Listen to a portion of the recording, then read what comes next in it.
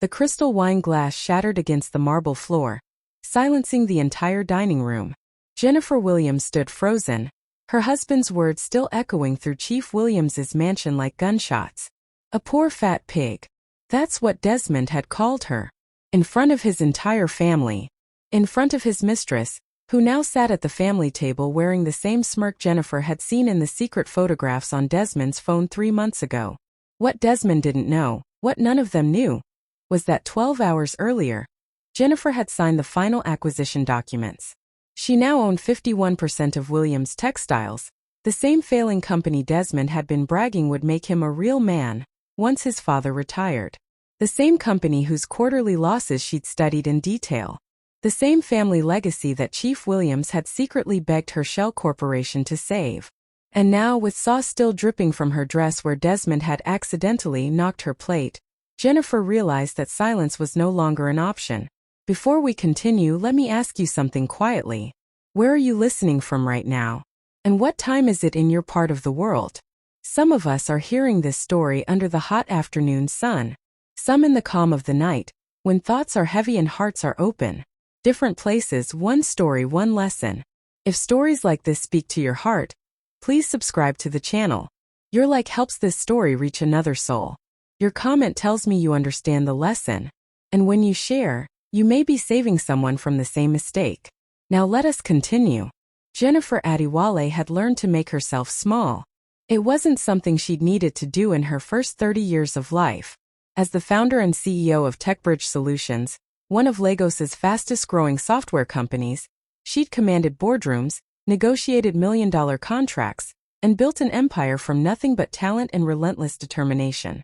But 4 years of marriage to Desmond Williams had taught her a different kind of survival. "You're late again," Desmond said without looking up from his phone when Jennifer entered their Victoria Island apartment at 8:30 that Tuesday evening. He sat sprawled on the leather sofa she'd purchased, wearing the designer watch she'd given him for their anniversary. "The investor meeting ran over," Jennifer explained, setting down her briefcase.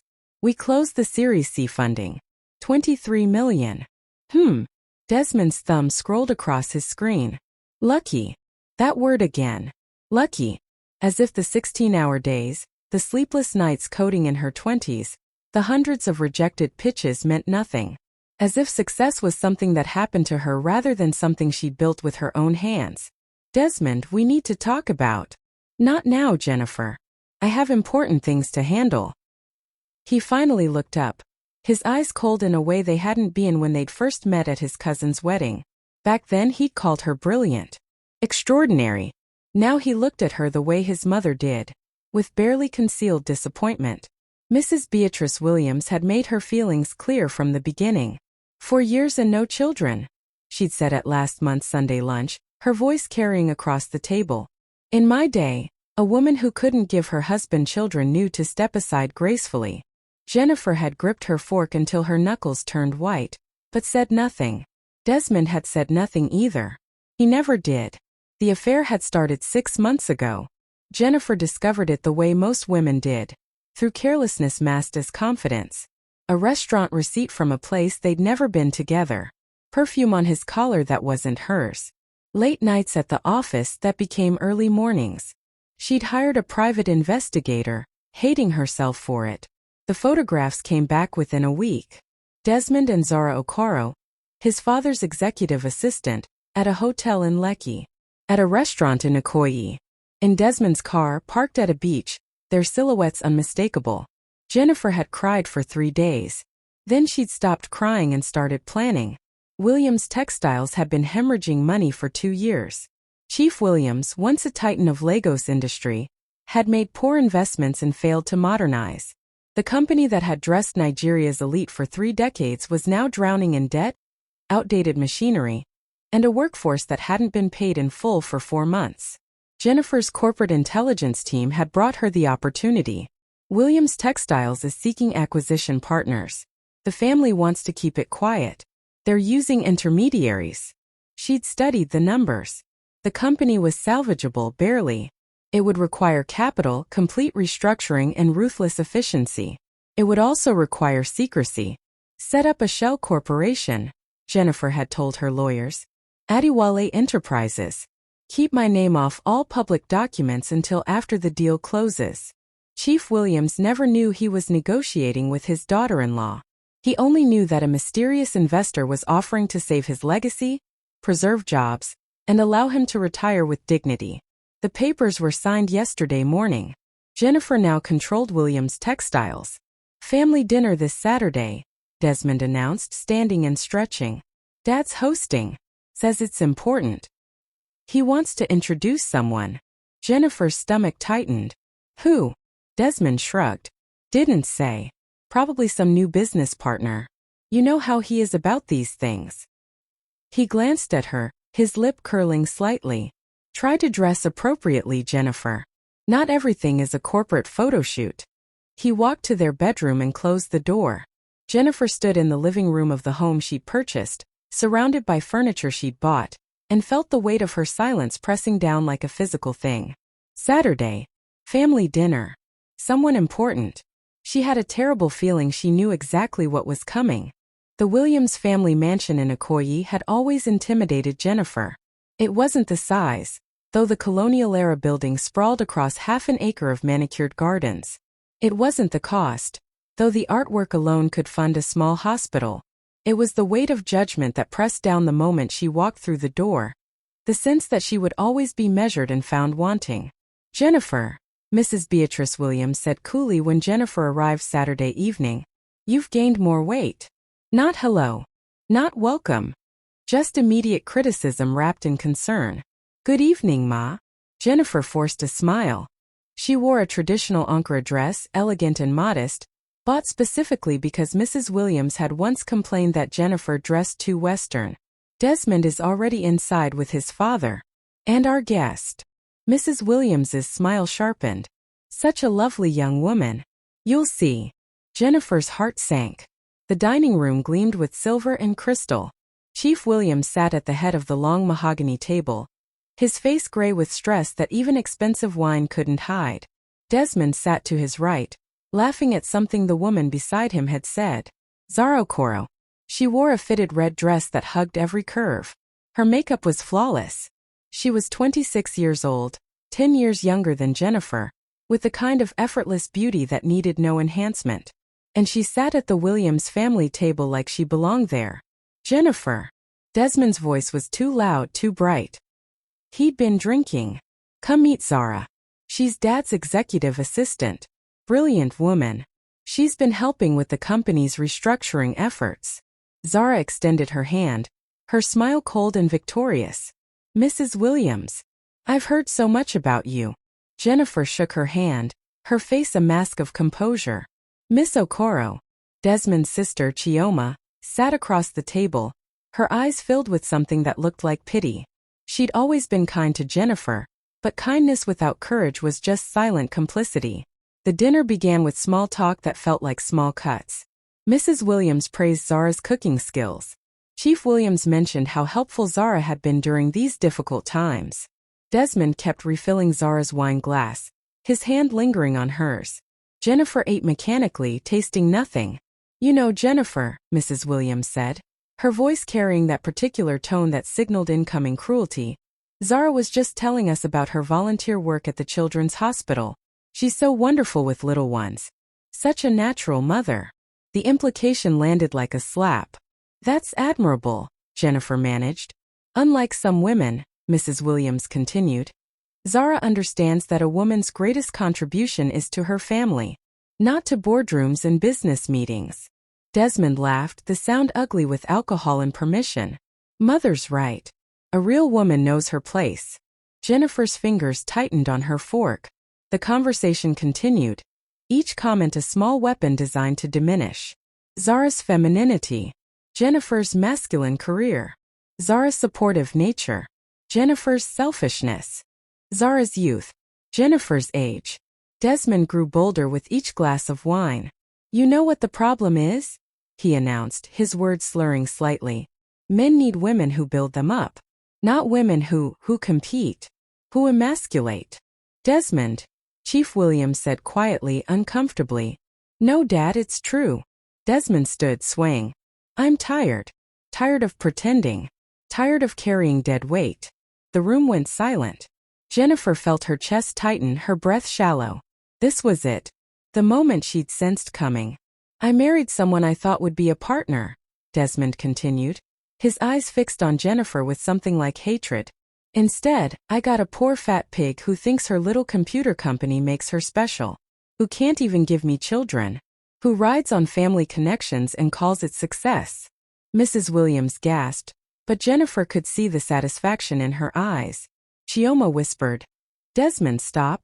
But Desmond wasn't stopping.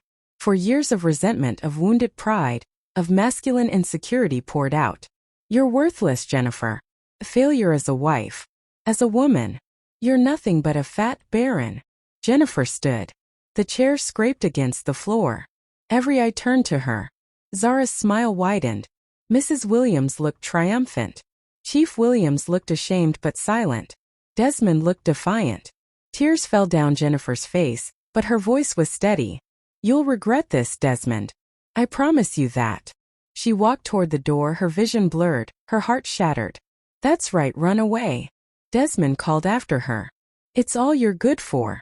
Jennifer paused at the threshold, her hand on the door frame. She didn't turn around. I loved you, she said quietly. Remember that. When everything falls apart, remember that I loved you, and you destroyed it yourself. Then she walked out of the Williams mansion, got into her car, and drove home through Lagos's nighttime traffic with tears streaming down her face and a plan crystallizing in her mind. Silence had protected her for 4 years. Tomorrow silence would end. Chief Williams's hands trembled as he read the acquisition documents. It was Monday morning, 9:47 a.m. He sat in his office at Williams Textiles, the same office where his father had built an empire, where he'd planned to hand over the legacy to his son. The email from the legal team had arrived at 9 a.m. sharp, marked urgent. This can't be right, he whispered. His secretary knocked. Sir, Mrs. Williams is here. Mrs. Jennifer Williams. She has lawyers with her. She says it's urgent. Chief Williams felt his chest tighten. Send them in. Jennifer entered wearing a navy blue power suit, her hair pulled back, her face composed. Behind her came 2 lawyers carrying briefcases and a corporate security officer. She looked nothing like the crying woman who'd fled his house Saturday night. She looked like exactly what she was. A CEO about to take control. Good morning, Chief Williams, Jennifer said formally. I believe you've received the acquisition documents. Jennifer, what is this? The buyer. Adiwale Enterprises. That's me. Jennifer sat down without being invited. I am Adiwale Enterprises. I have been for 6 years. It's my maiden name. My company. My capital. Chief Williams sank into his chair. You bought my company? 51% controlling interest. The papers were finalized Friday morning. I am now chairman of the board of Williams Textiles. Jennifer opened her briefcase and removed a stack of documents.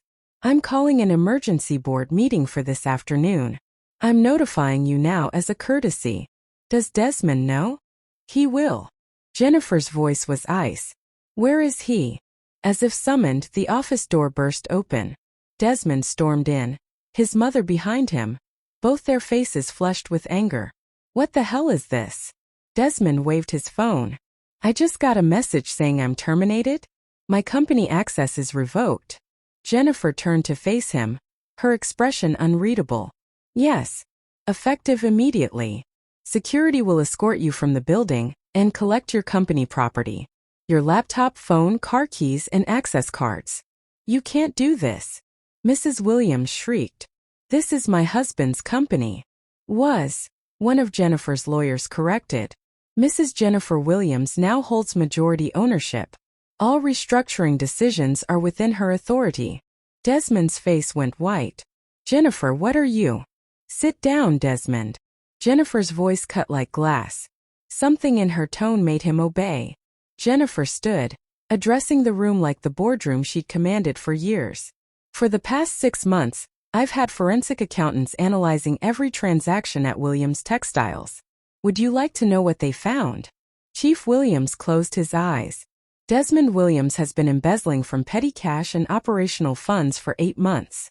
Small amounts initially, 5,000 naira here, 10,000 there. Then larger. The total is 473,000 naira. That's a lie. Desmond shouted. Jennifer's lawyer placed a thick folder on the desk. Bank records, receipts, security footage. All documented. All traceable. The money, Jennifer continued, her voice steady, was used to fund hotel rooms, restaurant meals, and gifts. Not for company purposes. For personal entertainment. For your affair with Zara Okoro. Mrs. Williams gasped. That's not. There's more. Jennifer pulled out another document. The Economic and Financial Crimes Commission has been notified. A formal complaint was filed this morning. Arrest warrants are being processed. You vindictive bitch. Desmond lunged forward. The security officer stepped between them instantly. Chief Williams struggled to his feet. Desmond, stop. She's destroying our family. Desmond screamed. Over what? A few words at dinner? Because I told the truth about her. Jennifer's composure finally cracked just slightly. Her voice trembled with contained rage. You called me a poor fat pig in front of your family. In front of your mistress. You said I was worthless. Barren. Nothing. You humiliated me in the worst way possible, and your mother smiled while you did it. Jennifer, I was drunk. You were honest. Alcohol doesn't create feelings, Desmond. It reveals them. Jennifer's eyes blazed. For 4 years I swallowed every insult, every criticism, every cruel comment from your mother that you never defended me against. I made myself smaller and smaller hoping you'd love me. But you can't love what you don't respect. Chioma appeared in the doorway, her face stricken. I tried to warn you, Desmond. I told you to stop. I told you she was too good for this family. Shut up, Chioma. Mrs. Williams hissed. No. Chioma stepped into the room. I won't. Not anymore. Jennifer treated our father's failing company like it was worth saving when the rest of us had given up. She could have let it die. Instead, she invested her own money. Her own reputation. Jennifer gathered her documents. The board meeting is at 2 p.m. Chief Williams, you're welcome to attend. Desmond, you're not. Security will escort you out now. The office door opened. 2 police officers entered. Desmond Williams? One asked. Time seemed to stop. Desmond looked at his father. At his mother. At Jennifer. You're really doing this? You did this, Jennifer replied. I'm just holding you accountable. The officer stepped forward with handcuffs. Mr. Williams, you're under arrest for embezzlement and fraud. You have the right to remain silent.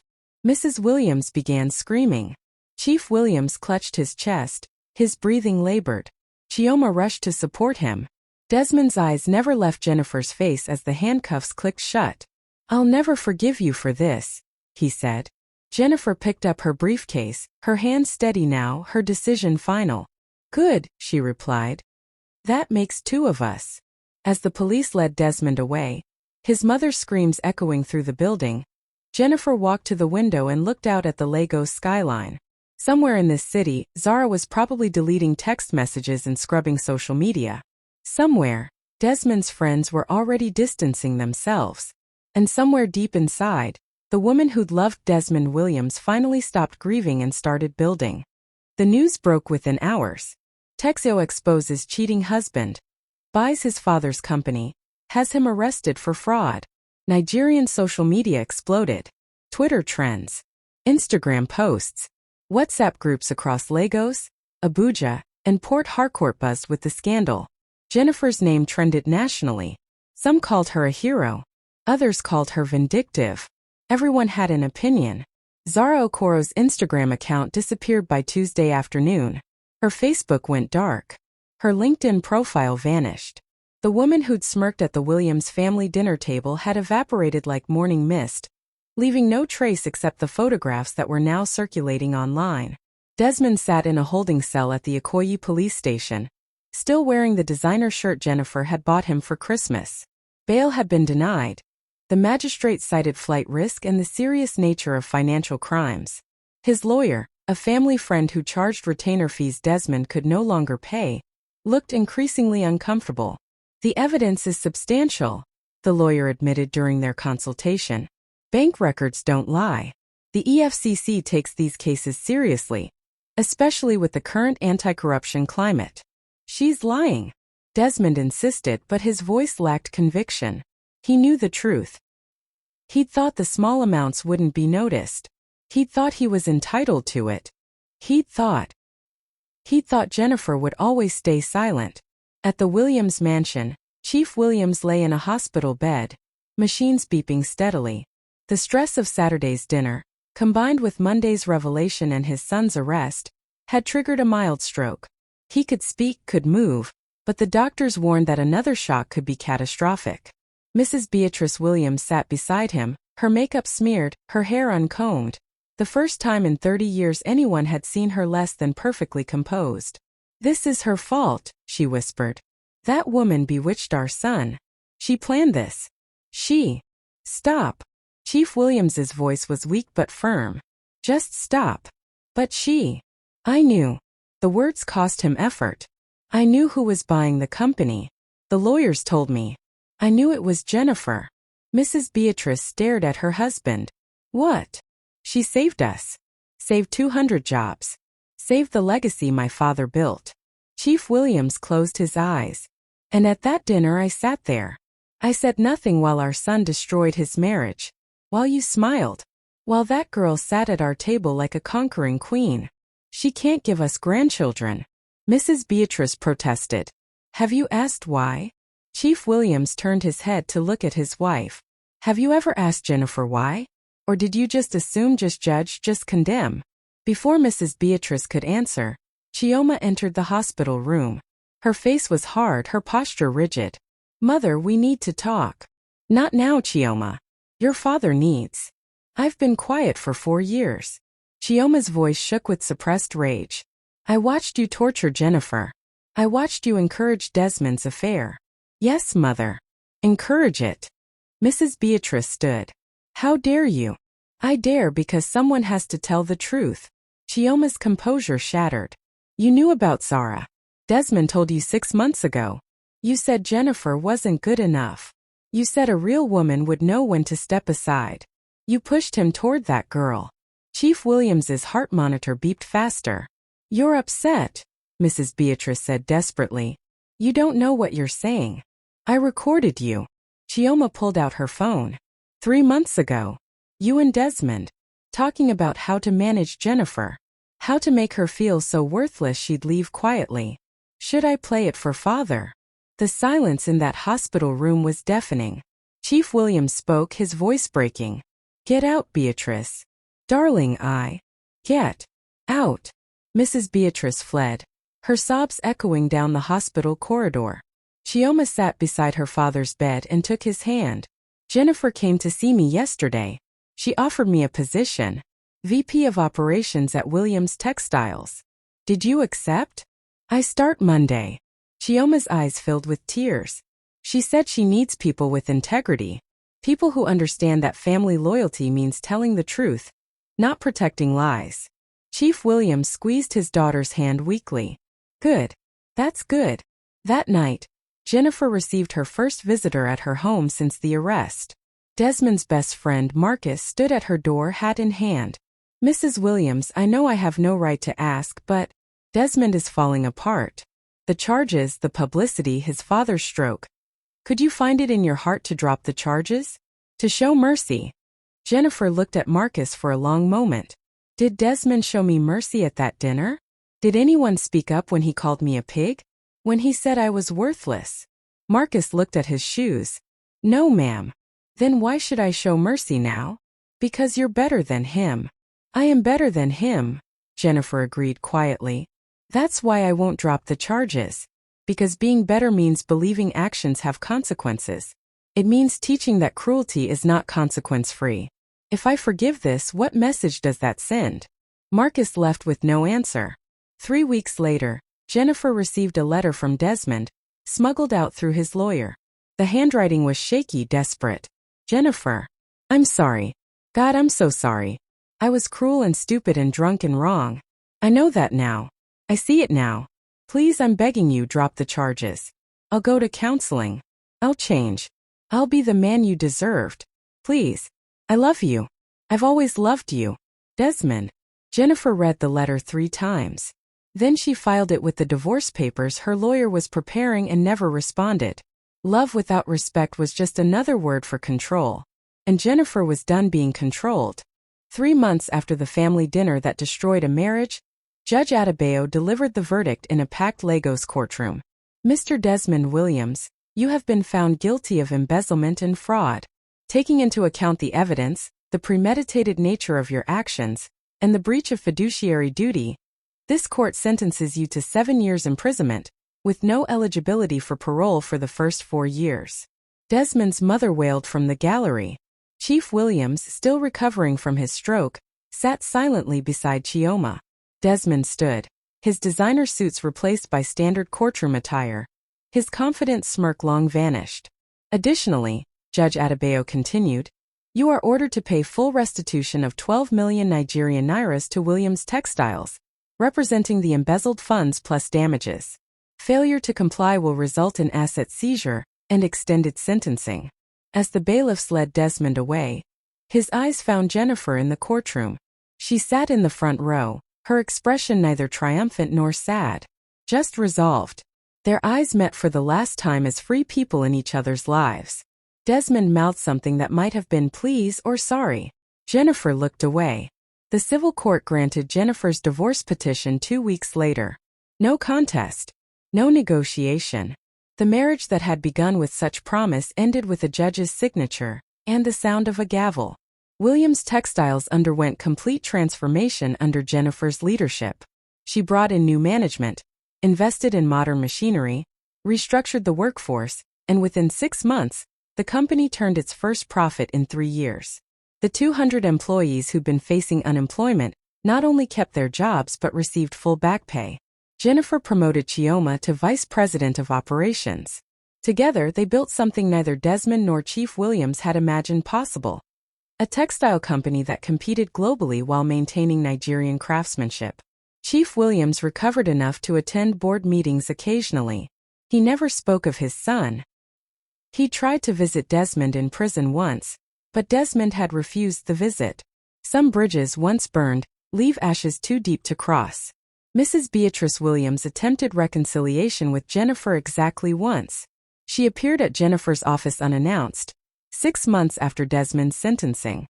Her designer clothes hung looser. Her makeup couldn't hide the sleepless nights. Jennifer, please. Can we talk?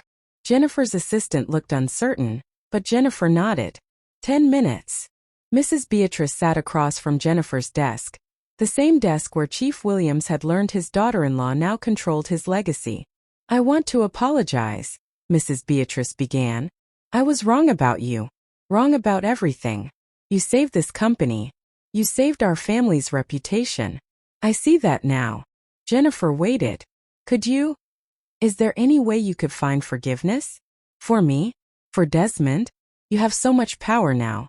You could help him. Reduce his sentence. Give him another chance. Jennifer leaned back in her chair. Mrs. Williams, let me ask you something. If I had been the one arrested, if I had been the one humiliated and destroyed, would you be here asking Desmond to show me mercy? Mrs. Beatrice's silence was answer enough. I will give you severance, Jennifer said quietly. A generous one. Enough to live comfortably. But you are barred from this company's premises. You will have no role in its operations. And I will never, ever advocate for reducing Desmond's sentence. But he's my son. And I was your daughter-in-law. For 4 years I tried to earn your respect, your affection, your basic human decency. You gave me none of those things. Jennifer stood. Your 10 minutes are up. Mrs. Beatrice left weeping. Jennifer sat alone in her office and didn't cry. The company anniversary celebration came in November. Williams Textiles now employed 500 people, had contracts with 3 international retailers, and had been featured in Forbes Africa as a turnaround success story. Jennifer stood on the stage in the company's new headquarters, looking out at faces that had once viewed her with suspicion, and now looked at her with respect. A journalist from Business Day approached during the reception. Mrs. Williams, or do you prefer Ms. Adiwale now? Jennifer is fine. The question everyone wants answered. Do you regret how things ended with your ex-husband? Jennifer considered her response carefully. Somewhere in Lagos, Desmond was in his cell, probably listening to news of her success on contraband radio. Somewhere, Mrs. Beatrice was learning to live with consequences. Somewhere, Zara was probably using a different name and hoping no one remembered her face. I regret that cruelty was necessary for truth, Jennifer finally said. I regret that I had to become harder to survive. But I don't regret choosing dignity over silence. I don't regret believing that I deserved better. Some people say you were vindictive, that you could have handled it privately. Jennifer smiled and there was steel in it. Private abuse is still abuse. Private humiliation still leaves scars. When someone publicly destroys your humanity, private justice is just another form of silence. And I was silent for 4 years too long. The journalist scribbled notes. What would you say to women in similar situations? Jennifer looked directly at the camera being set up for the interview. Somewhere, someone who needed to hear this was listening. I would say this: you are not crazy for feeling hurt. You are not oversensitive for recognizing cruelty. You are not vindictive for demanding consequences. And you are not required to set yourself on fire to keep someone else warm. She paused, thinking of the woman she'd been 4 years ago. The woman who'd made herself small. The woman who'd believed love meant enduring pain. Know your worth, Jennifer continued. Not the worth someone assigns you, but your actual worth. Your value doesn't decrease based on someone's inability to see it. And when someone shows you who they are, when they call you names, when they humiliate you, when they choose cruelty over kindness, believe them the first time. The interview aired that evening. It went viral by midnight. In his prison cell, Desmond watched it on a small television during rec time. Other inmates watched with him. When Jennifer spoke about worth, about dignity, about choosing herself, Desmond's face crumpled. That your wife, Des? Another inmate asked. Ex-wife, Desmond whispered. She fine. Smart too. What happened? Desmond stared at the screen, at the woman he'd called a pig, at the empire she'd built from the ashes of their marriage. I was a fool, he said quietly. I had everything, and I threw it away because I was too stupid and proud to see what I had.